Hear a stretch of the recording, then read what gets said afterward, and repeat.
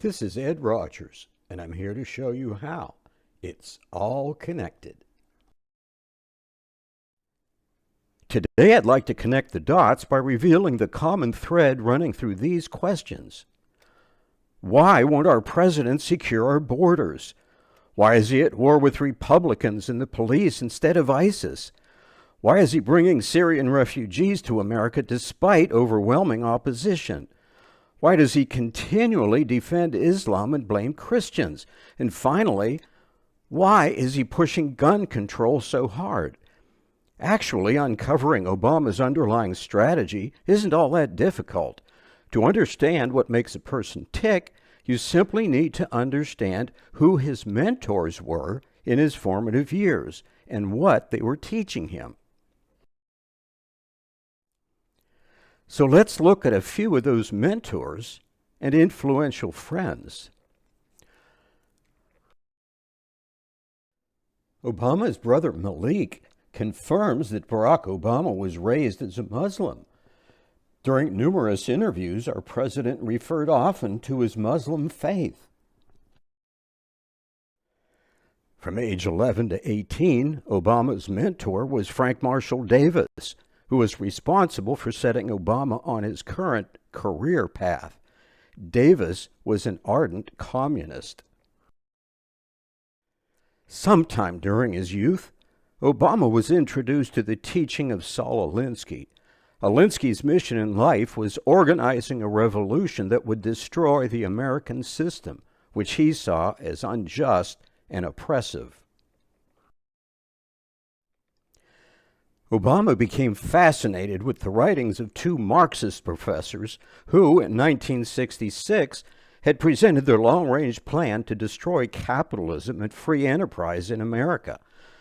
Columbian professors Andrew Cloward and Francis Fox Piven had devised a plan to provoke chaos by deliberately overwhelming governmental systems and the U.S. economy to the point of collapse, allowing the ultimate replacement of America's free enterprise republic with a state-directed national system. Then there's Bill Ayers, the unrepentant domestic terrorist of the 60s, who became one of Obama's bosom buddies during his time in Chicago. More recently, the president's two most trusted friends and advisors, Iranian-born Valerie Jarrett and David Axelrod, can also trace their political heritage back to Frank Marshall Davis and the Chicago Communist Party USA of the 1940s. To answer the 5 questions from the beginning of our program, we must understand how these people think and what drives them. Only then will we be able to discover our president's real agenda, the common thread that connects everything he does. All of these folks are members of the radical left, and the goal of the radical left has always been, and still is, to seize complete and absolute power, regardless of what they claim. Even today, every item on the leftist agenda, from health care to protecting the environment through their climate change agenda, is simply another way to seize and keep power. They see the world as consisting of haves and have-nots, and they're determined to redistribute the wealth to make everyone equally powerless, with all the power going to them. Stifling the independence of every American is crucial to their goals. One of Alinsky's lessons to his followers was this: avoid wasting time on small disruptions to the capitalist system. You should think big, really big. Your opponents will never imagine that you're actually out to destroy the system, so they keep giving you the benefit of the doubt. Take whatever they give you and then go for more. Do whatever it takes to bring the capitalist system to its knees. Barack Obama and the rest of today's leftists, who have pretty much taken over the Democratic Party, are following the Alinsky model, which says that you must not paint yourself into a corner by clearly defining your goals and agenda. You must be political relativists. In Alinsky's mind, the revolutionaries' purpose was to undermine the system and see what happens. The goal was to transfer power from the haves to the have-nots, but the methods had to remain flexible, constantly changing as the establishment reacts. If you ever wondered how the civil rights movement under Reverend Martin Luther King degenerated into the victim mentality so prevalent in the black community, you can stop wondering. It was all part of a carefully orchestrated Alinsky strategy to inflict chaos into the system. What all this means is that the apparent cause, oppression of blacks, women's rights, voter suppression, or whatever, is never the real cause.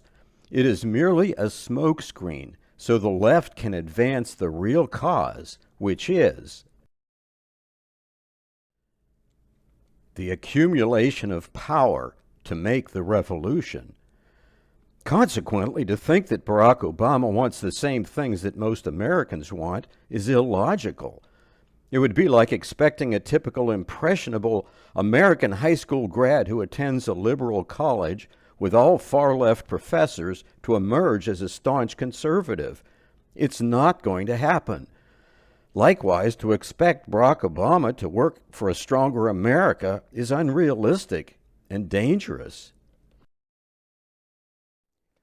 We must see him as the Islamo-socialist that he is, and understand that his goal is to destroy the system that made us the greatest nation on earth. This brings us back to where we started, answering the 5 questions.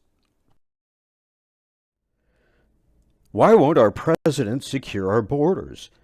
Keeping our borders unsecured will put such an economic strain on the system that it will collapse. It's the Cloward-Piven model in action. It will also facilitate an influx of future Democratic voters, turning states like Texas from red to blue, ensuring that the left will control the White House forever. The undesirables who enter will help to inflict the chaos necessary for the revolution. Why is he at war with Republicans and the police instead of ISIS? Since Republicans pose the greatest threat to his and Hillary's agenda, they must be destroyed by lies and smear campaigns. This is why Hillary openly declared that her greatest enemy was the Republican Party. The power of the police must be weakened since they provide the first defense against civil unrest. Tension between the police and the black community must be maintained and increased to bring about the chaos necessary for the revolution. Why is he bringing Syrian refugees to America despite overwhelming opposition? The influx of so-called Syrian refugees inflicts extreme economic hardship on our system. It costs 12 times as much to settle these people here in the States as opposed to an Arabic-speaking Muslim nation in the Middle East. It also floods our nation with Muslims, and most likely terrorists, furthering his goal of ultimate Muslim domination over America. Why does he continually defend Islam and blame Christians? Since Christianity poses the greatest threat to his Islamic agenda, Christians must be portrayed as barriers to social progress, while Muslims must be seen as victims. Never forget his famous words from his UN speech, "The future does not belong to those who slander the Prophet of Islam." Why is he pushing gun control so hard? Since an armed populace poses a serious threat to the revolution, citizens must be separated from their guns. People who are proficient with their guns must be somehow neutralized. Think about the VA scandal and connect the dots for yourself. So here's a recap of the goals of our president's mentors. Redistribute the wealth, promote a victim mentality, undermine the system and see what happens, accumulate power to make the revolution, and destroy the system. I hope this helps to explain why Barack Obama does what he does. And lastly, I'd like to lighten things up a bit. Here's my thought for today. The roundest knight at King Arthur's Round Table was circumference. He acquired his massive girth from too much pie. And now you know. I invite you to check out my website at edrogers.net, where you'll see my books, blogs, and newsletters. Until our next program, this is Ed Rogers, showing you how. It's all connected.